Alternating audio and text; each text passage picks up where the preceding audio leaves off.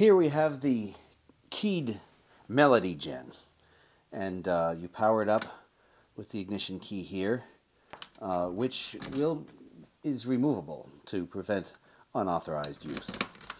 And here is, on each side up here is a audio oscillator. And here's the volume control. We can hear this oscillator, which is near to sine wave.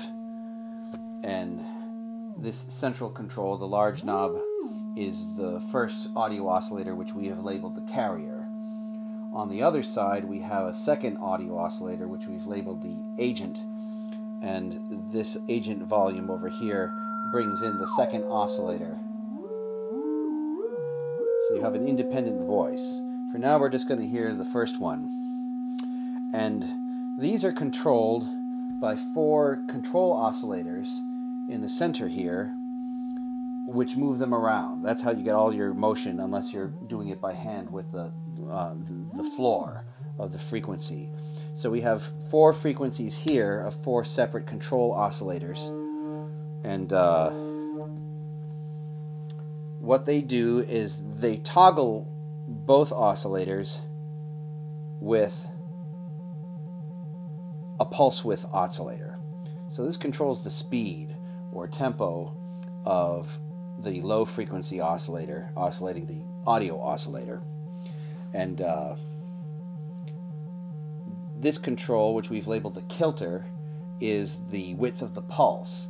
So the more you turn this up, as it toggles that note, it leans either more towards the top note or to the bottom note. And then in the middle you have an equal toggle. So this is a little toggling machine.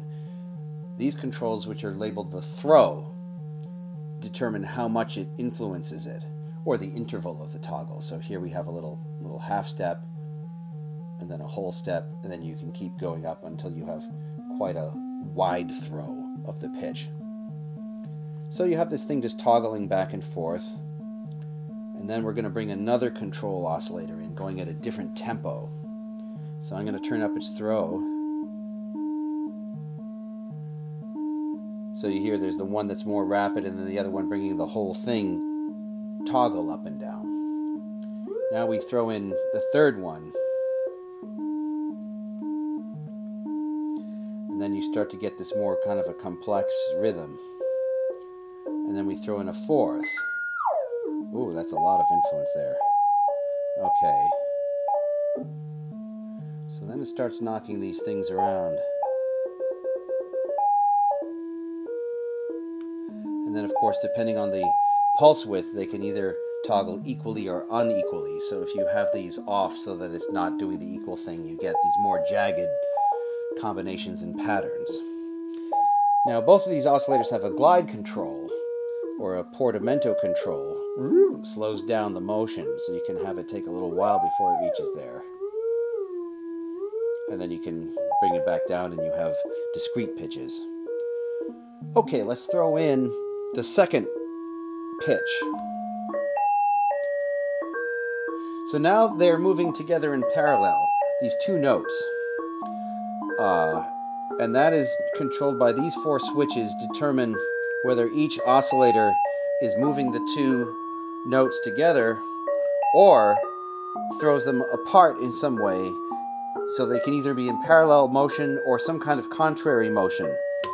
So if I put these all down, they're no longer moving together. It'll just throw one the other way so they can have some kind of independent motion. And then we put this back and now they're moving together again. You hear that little major third. It's always staying a third as it throws it around. Okay, now we tune it to a unison, or a near unison. One thing that's a lot of fun to do is to have one glide control up and the other one not up. So it takes a little while for one of them to catch up with the other one.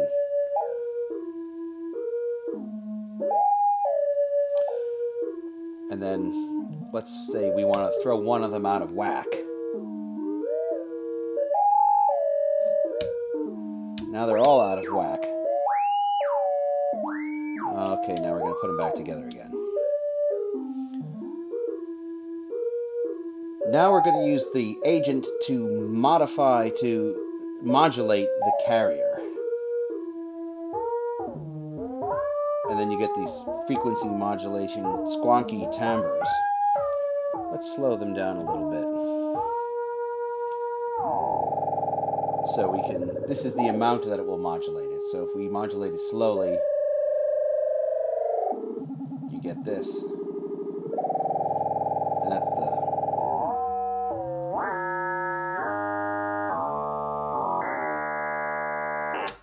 Okay, now, instead of having it droning all the time, it will be fired off by the envelope generator.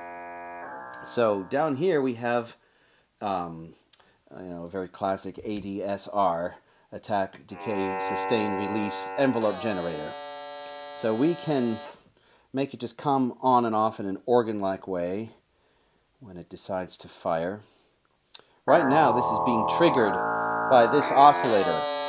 And this control here, which we have labeled the auto trip, will trip off the envelope generator, and this control oscillator is what is firing it off. So you see that oscillator is now firing it off. We can bring the decay down, get these little clipped short sounds, and then we can slow it down like that, bring in a slow attack, come in slowly, give it a long release time, make it linger longer the next time it fires up.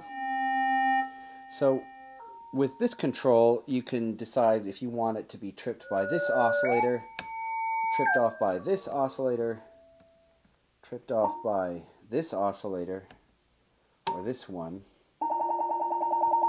And then when it's in this far right position, you have a manual trigger, which is this key right here. So right now you're hearing, if the envelope generator weren't on, stopping the thing from speaking, it's doing all this stuff all the time, but you're only going to hear a little section of it. So every time you trigger it off, you don't know what cross-section you're going to get of all this modulation. And so that way you always kind of get these little different shapes. Okay, now I want to demonstrate the timbral control, which we have called the slice. What it does is, rather than having a complex wave like a square wave that's got a lot of harmonics and you have to shave them down with a low-pass filter, this has no filter at all, but you start with a near sine wave, and then a kind of a threshold or floor is pushed up through the sine wave and chopping it off, and then you get a more angular, complex wave pattern, and that gives you more rich harmonics. So let's hear what that sounds like. That belongs to the carrier. Okay, I'm going to turn these down.